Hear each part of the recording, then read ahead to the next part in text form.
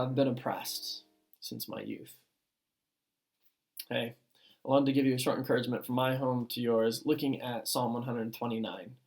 Now, recently, many parts of the world have had demonstrations and protests, sit-ins and riots, all calling out racism. Now, racism is certainly not the only means of injustice and oppression in the world today, but it's certainly a major one. And so when I read this opening line to Psalm 129, one version says, "They've been kicking me around ever since I was young." It made me interested to draw out what can we learn from that psalm to apply to what we have today. Now, Psalm 129 is a song of ascents. So it was part of this collection of songs that they would sing as they were in movement, as they were going up to, at that time, Jerusalem to worship God at a holy place. And so when I think of a song that starts with this, "I've been oppressed," and repeats that, it tells me that calling out oppression is not just something that needs to be sort of relegated to songs of protest, but here it's being used in a song of praise and a song of pilgrimage that's headed toward more praise. It's also a song that wasn't meant to be only sung alone. "I've been oppressed from my youth. Let Israel say, I've been oppressed from my youth." So the psalmist is calling on the country to join in admitting what's happened.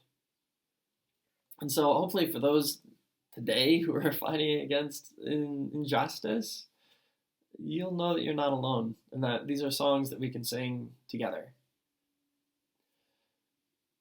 But it doesn't end there. This isn't a song of defeat that just says, this is all the bad stuff that's happened. Because the next line says, "But they haven't gained the victory over me." Part of that was because they were on their way to worship. And that's, I think, one of the things I want to pull out. That's been seen through centuries and generations, that people would even say, "Man, they've broken my body, but they haven't broken my spirit." And it seems like Psalm 129 might also have a bit of that. Like, they've done all this stuff to me, but you know what I am? I'm not defeated because I'm on my way to worship my God. I have not been defeated. They don't have the victory over me. And then the psalm has this really poetic imagery. And the psalmist talks of himself like he's a field. He says the workers in this field, the plowmen, they've plowed their furrows deep into me. And that, some of the pictures that could be coming out from that could be very real physical scars of oppression, are those furrows. It also kind of brings in that picture of certain people who are profiting off of the pain and the oppression of another. But it doesn't just stop with that. Yes, they have plowed into me. They've dug deep, but God has cut me free from their ropes. And so the psalm is calling the people to remember the oppression that's happened, to admit what that's been, but to still stand in triumph and victory, and to stand in knowing that God is the one who has set them free.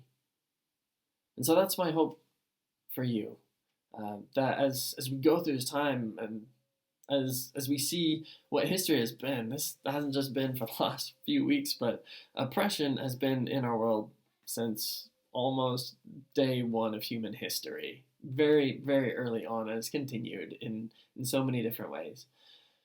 But hopefully you can say that you're still going to worship God through it.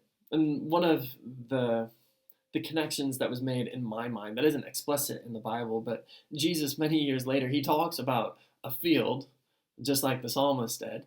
But in that field, Jesus says that the kingdom of heaven, it's like a treasure that's been buried in a field. And there's more historical notes behind why that would have happened, and probably happened during wartime, that this treasure was hidden inside that field. But maybe you feel like you're a field that's just being plowed through. But maybe a connection with that, thinking about Jesus' words, that maybe that's also the place in the middle of that is where you're going to be able to find the treasure of the kingdom of heaven, and something that will be worthwhile. Don't give up. Don't lose hope. And yeah, in the thought of that, of having psalms like it, here's a song based on Psalm 129. I've been oppressed since my youth, oh, let the people say, let the people say. I have been oppressed since my youth, but they haven't got the victory over me. I have been oppressed since my youth, oh, let the people say, let the people say. I have been oppressed since my youth, but they haven't got the victory over me. They cut their furrows deep, they cut in the knee, they cut in the knee. They dug their furrows deeper. The Lord is good, He took the ropes and cut me free. They dug their furrows deep, they cut into me, they cut into me. They plowed their furrows deeper. The Lord is good, He took the ropes and cut me free. Now they haven't got the victory over me.